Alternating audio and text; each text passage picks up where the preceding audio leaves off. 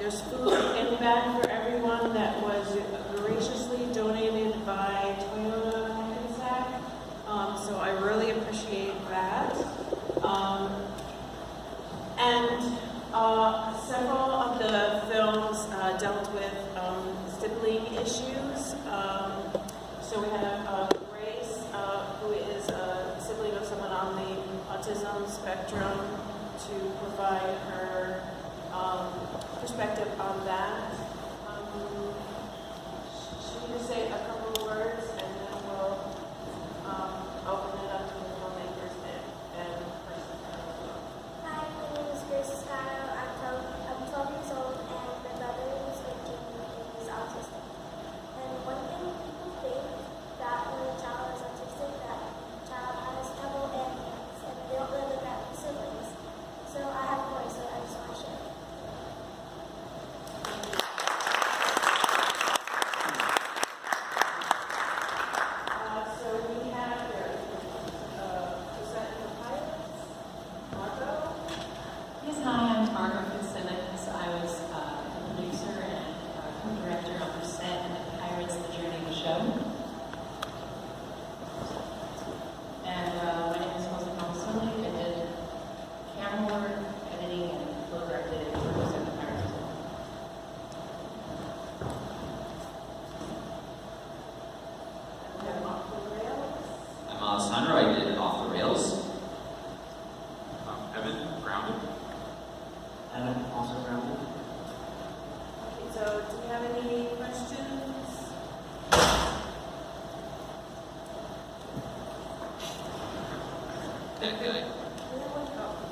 I felt that obviously casting was really difficult for these, unless there were docs. But for you guys that did narratives, especially, what was the casting process like? Well, it was hard finding child actors, especially because they're still in the process of growing and trying to hone their craft. But I had a blast at casting, especially because I saw a ton of those I didn't cast. They also did great, but I thought that they gave the best performances at their auditions, and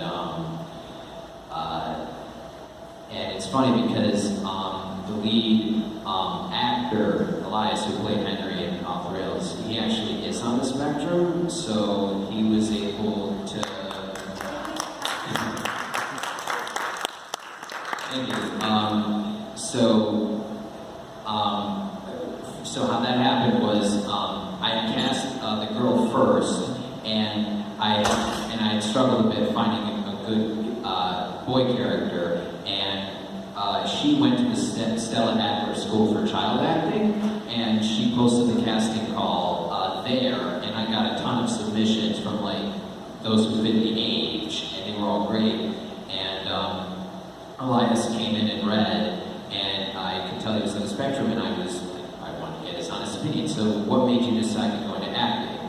And he said, oh, my dad is an actor. And I said, oh, what's he done? Just casually. And he said, well, he was a private pilot in Full Metal Jacket, and he was the alien in the first Men in Black movie, Edgar. And then there was a 5-second pause. I said, is your dad Vincent D'Onofrio? And then he said, yeah, just point blank. And I just went, oh, okay. And thanks, but he nailed the audition, and Vincent actually came to set, bragging rights. And, he loved it was so great to cast him, and I just had a blast casting because they say 70% of your film depends on the actors, so just seeing them hone their craft was especially amazing.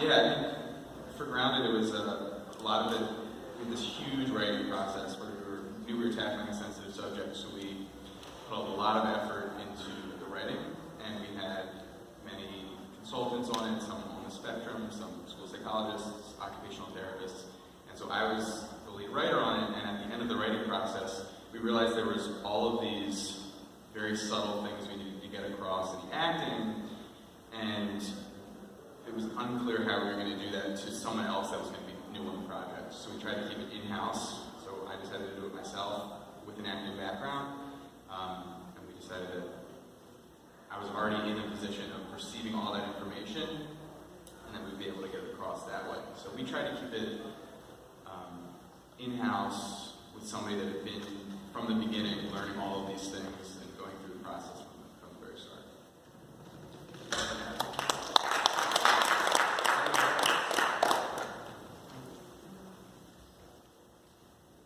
Any other questions?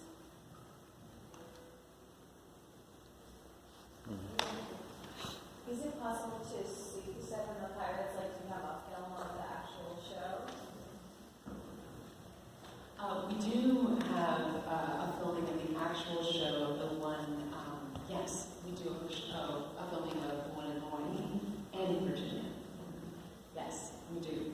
So, yeah, it's totally possible to see it. And also, if we collaborated some more, we could bring it somewhere as well.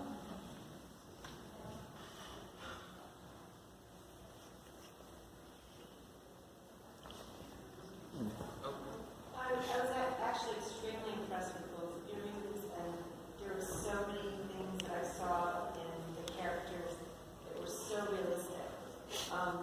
With people on the spectrum and some of the things they do, I mean, the repetitiveness, but you did it very subtly and grounded. I like that. So what was the background for you to, learn about these characters and how to make them so real?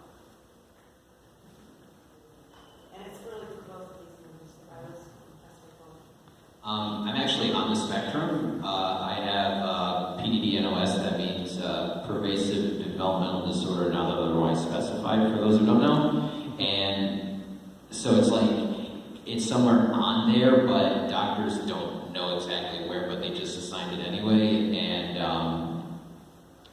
so I guess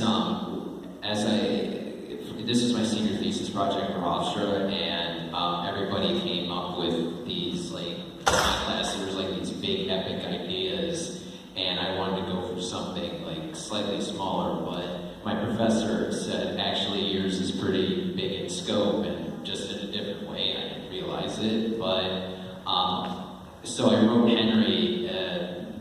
He's not me, first off, but he's like, I gave him sort of similar things, like characteristics, like I squeezed a lot when I still do sometimes, but like I did like squeezing furniture, and I love trains, and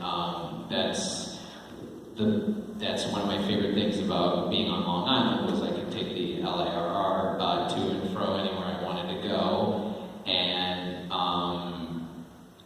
so I guess I just wanted to do a personal story, because at college they say write what you know, so I just took it to heart, and that was really it. And Elias was able to give depth to his character as well, because he's also on it, so we just worked together that way.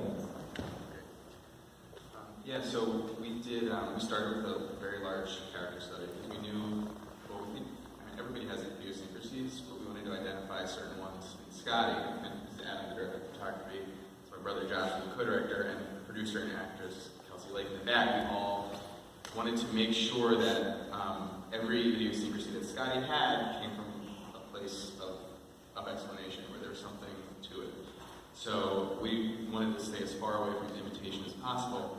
So we would take, for example, we'll take the mustache. Why does he have a mustache? What is his thought process behind growing a mustache, maintaining it? And we do that with every single, we'll call it idiosyncrasy that we had. Just like the other character, Brianna, has her own, and those come from a place of truth also. So we just wanted to apply the same way we study one character to this other character. Just treat them equally. Adam, when he was filming it, wanted to shoot them in the same way, to keep them balanced in the film. So we just started with a very broad character study.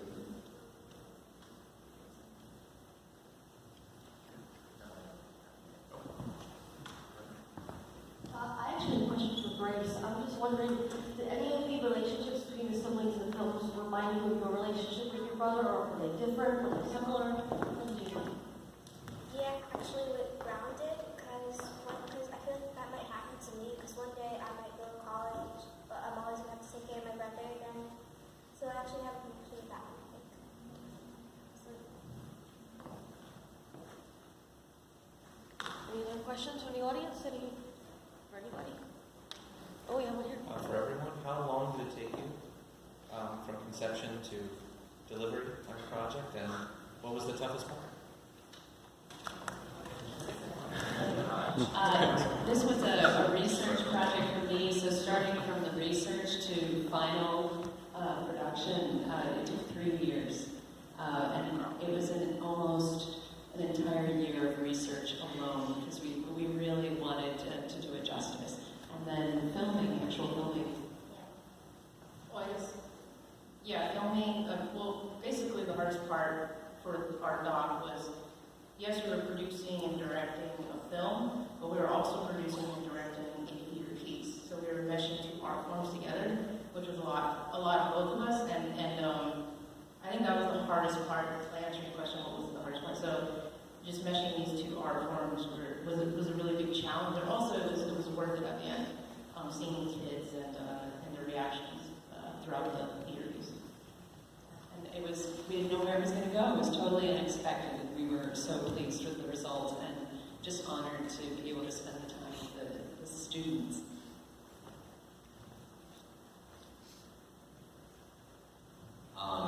The weather, for one thing, because we shot in the middle of February and March when Long Island had a winter freeze, so that was hard. And I think the hardest part for me was actually cutting it, because I also edited it, and the first cut was 16 minutes long, and I had sent it to a bunch of, because that 60-minute cut I finished in 2015, and I sent it off to, I think, like 30 festivals, and I got rejected from all of I got rejected from pretty much all of them, and the ones that, because for some you can ask, how come, and some do actually give you an answer, and the big thing I got was, it was too long, like 60 minutes was too stretched out for the story, and I thought, that's just their opinion, I still liked it. But then more and more festivals kept telling me that, and I thought, well that's just stupid, and then more and more did, and then it finally hit me, and my parents also convinced me, someone please cut it, and so I said, okay, and then, so I finally got into the 13.5-minute edition, and then it finally started. It's like, well, I wish I'd known sooner. And so I guess being an editor is really important, and learning how to get the right cut and the right take, because that can make or break a film, is what I've learned. So certainly the picture on screen doesn't necessarily portray what actually happened in the background.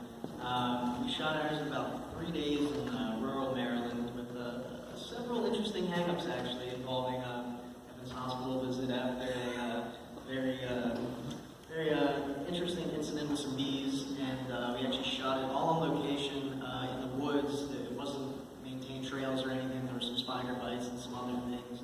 We certainly shot well into the night, but we had been working on pre-production for months every day, calling Evan, hey, I have this idea, we should make it look like this. Evan would chime in as well. But it was definitely a long process, and involving multiple people from different states. We had 3 days we had to shoot it, had to be nice weather, couldn't rain, and we stole a couple shots at Rock State Park at the end there where you can see, and that was some fun, just going in, no permits, no nothing.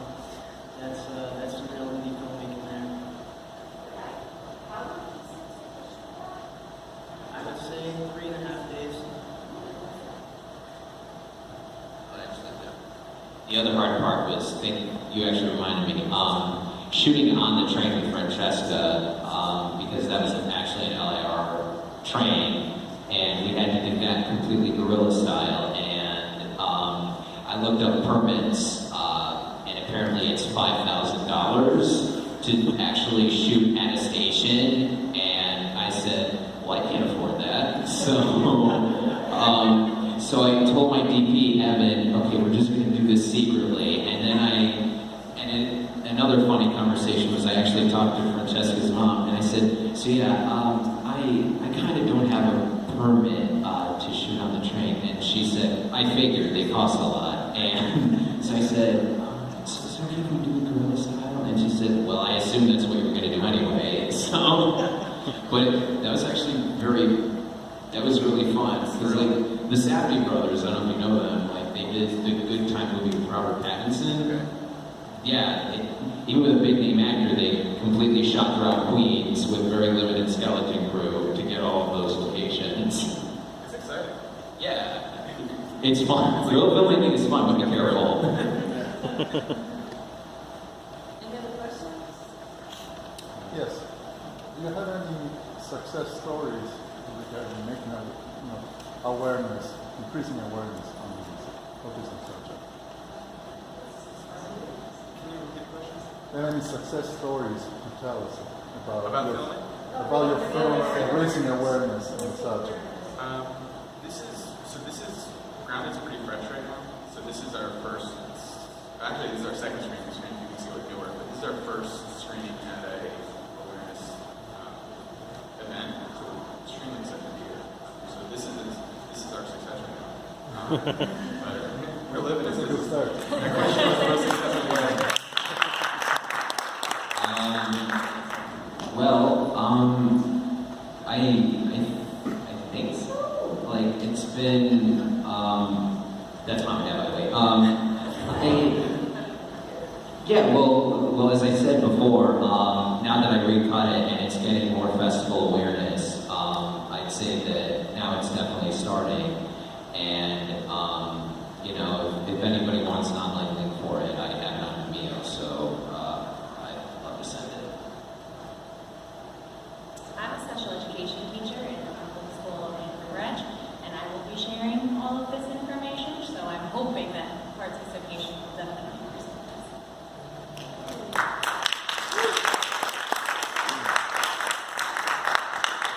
I think with doing this film, one of the reasons I wanted to do it was because there are theaters who do dedicate theater pieces to children on the spectrum, but I was finding all that they were doing was bringing the volume of the sound down and turning the lights down, and I really just wanted to do more than that, and how to create an experience that would really enhance their imaginations.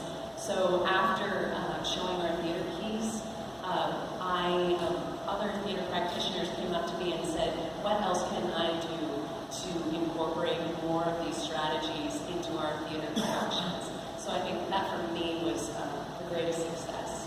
And especially just even bringing awareness, like have those, invite families and students who are on the spectrum and have a special showing for them, because it makes it more inclusive, and so they become avid theater goers. It's exciting.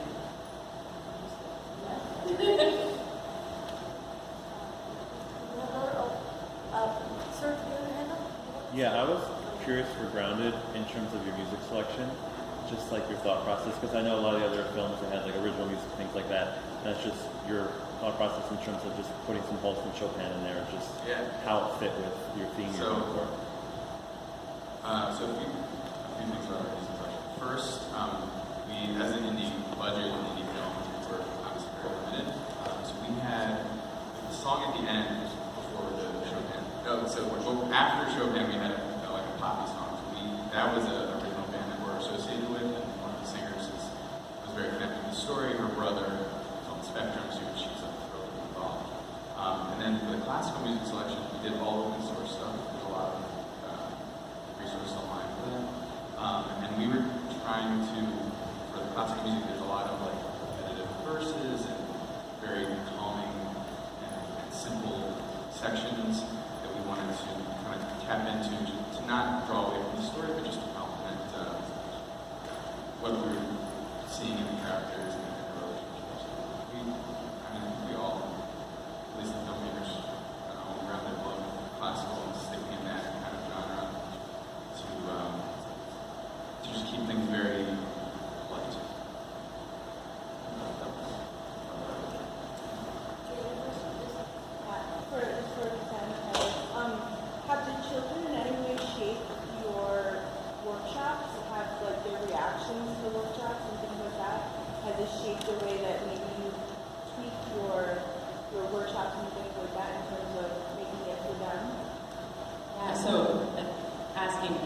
after doing the workshops, has that result, have I tweaked my workshops in the future? Yeah. Yeah, I think absolutely. I think finding the right balance as far as not giving too much away of what's going to happen in the show, but just giving enough that they get excited and build anticipation, and they are well informed and feel comfortable entering into the space. But really, for me, what I came away from that was I built a relationship with students. So then when they saw me perform, they were like, oh, I know her. Yes, I trust her. So for me, I think just being in the space with the students was the most important takeaway for me. Yeah. And I think having more the better. The first time I had 4 pre-show workshops. The next one I had 1. So I think the more times you can be with the students, the better. Any other questions? I have another question. Okay.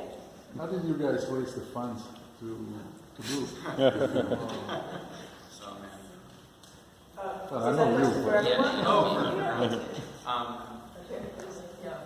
specifically for us, so that is the $1 million question. But we had recently, last year, we produced a documentary about focusing on dementia, and specifically this one woman who was very philanthropic in the arts, especially aspiring artists. So she had helped provide some of the funding for this film coming forward. She's the first credited executive producer on it, and the rest was just a bunch of kids throwing some cash in. That's good. Yep. They funded it.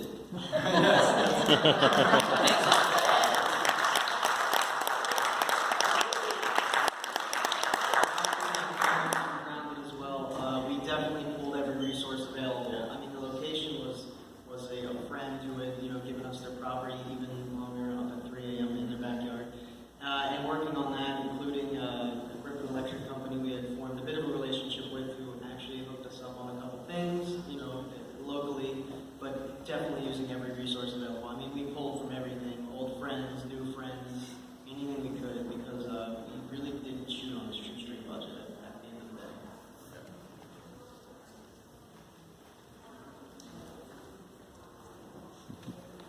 Oh, well, we were so grateful. We both went to the University of Hawaii at Manoa, and they have a theater for young audiences department, and they are so supportive of this work and education. So I think universities, if you approach them, they're some of your greatest advocates. Any other questions? For the sibling on the panel, if you were going to make a movie about you and your brother, is it? Or yeah, like what would a scene be? What would it be about? What do you think would be the about what's happening right now with you guys? First of all, I don't just film that much. I write it, but I don't like actually being in the center of attention. But if I did write something about my brother, I think it would be about how we bonded. Like a long time ago, when I didn't really know that he was autistic or anything, I didn't really talk to him. I didn't know what was wrong with him. And then when I started to learn, then we started to do stuff together, and now he's like my best friend, and I'm his best friend. So probably how that came to happen. That's great.